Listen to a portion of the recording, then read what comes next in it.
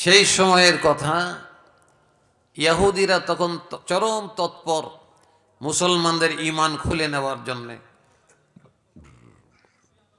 তারা বাজারে বাজারে গিয়ে মুসলমানদেরকে ফাঁদে ফেলার চেষ্টা করত। শুধু বলতো যে আল্লাহ যে আছে তার প্রমাণ দাও।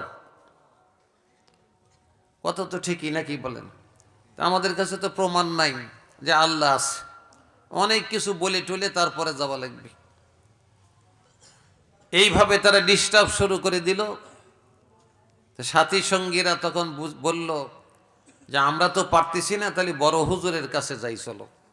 বড় হুজুরকে ইমাম আজম, বড় হুজুরের কাছে গেল, গিয়ে বলল, হুজুর, ইহুদিরা খুব ডিস্টার্ব করছে, তারা বলছে আল্লাহ নাই, প্রমাণ চায়।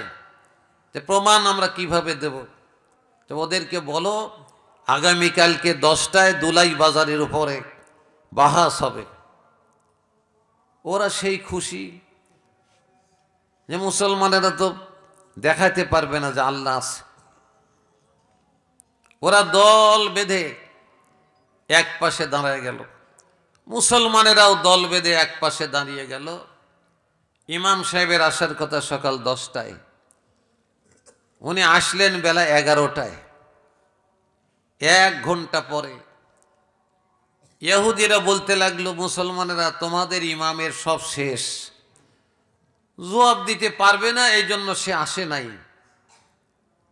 মুসলমানেরা কান্নাকাটি শুরু করে দিল, যাহাই রে, আজকে সত্যিই আমাদের ইমান চলে যাবে, মুসলমানিত্ব চলে যাবে, আমরা আজকে ফেল ডিভিশনে পাশ করব। কাঁদা শুরু করে দিল।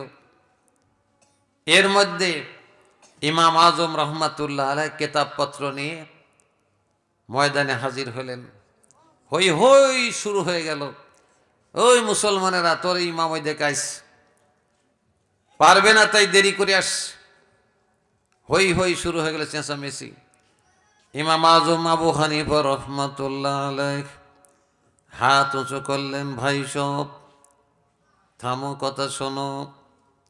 আল্লাহ আছে এইটাই শুনবে আগে, না আমার দেরি হয়েছে এইটা আগে শুনবা?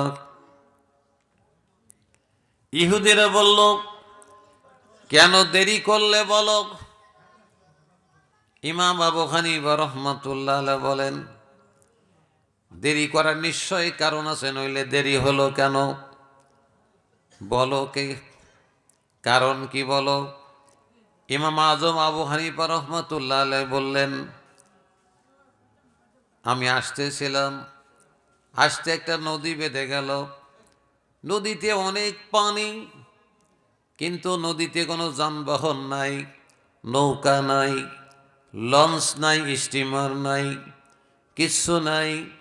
আমি পার হব কেমন করে? আমি দীর্ঘ সময় নদীর পাশে দাঁড়ালাম, কেউ নাই। হঠাৎ করে আমার ডান পাশে একটা মোটা গাছ এমনি এমনি ছিঁড়ে গেল। আব্দুর রহিম ভাট তো কাঠের মিল আছে, তাই না? কাঠ চিরাই করে, মেশিন দিয়ে চিরাই করে, কিন্তু এই জায়গায় দেখা গেল কোনো মেশিন টেশিন নাই, এমনি গাছ তক্তা হয়ে গেল। তাকায় দেখলাম তক্তাগুলি এমনি এমনি লেগে গেল, কোনো মানুষজন নাই। অটো তক্তা একটার সঙ্গে আর একটা লেগে গেল, হাসিনার পাশের মতো। ঠিক কিনা বলেন? কি পাস? কি পাস? আরে ছেলেরা কয় না কি পাস? Auto pass.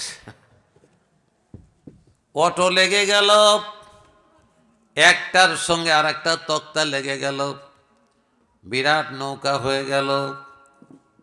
নৌকা এমনি পানির মধ্যে নেমে গেল, কোনো মাঝি মাল্লা নাই, বৈঠাও নাই। আমি তখন কি করব? ওই নৌকায় সরে বসলাম। নৌকা সাঁ করে অপর পারে গিয়ে আমাকে নামায় দিল। ইহুদিরা কয়, ও ইমাম, তুমি গাঁজা খাইছ নিশ্চয়ই। বলে, আমি গাঁজা খাবো কেন? কয়, এটা কি কোনোদিন সম্ভব? গাছ এমনি এমনি চিরাই হয়, আবার এমনি এমনি লেগে যায়, আবার নৌকা হয়,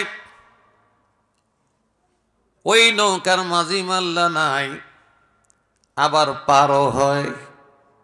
এটা কি কোনোদিন সম্ভব? ইমাম আজম আবু হানিফা রহমাতুল্লাহ আলাইহি মুস্কি হাসি দিলেন, ও ইহুদির বাচ্চারা শোন,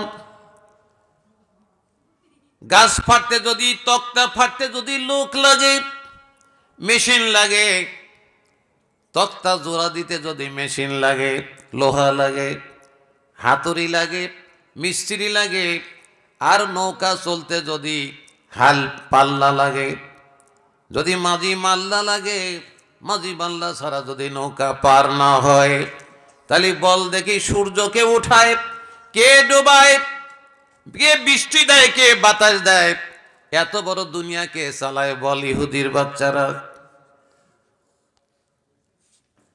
আর কোনো কথা নাই, আর কোনো কথা নাই, চুপ মেরে গেল। ইমাম আবু হানিফা রহমাতুল্লাহ আলাইহি বললেন, এর পিছনে যেই শক্তি কাজ করে তিনি হলেন আমাদের আল্লাহ।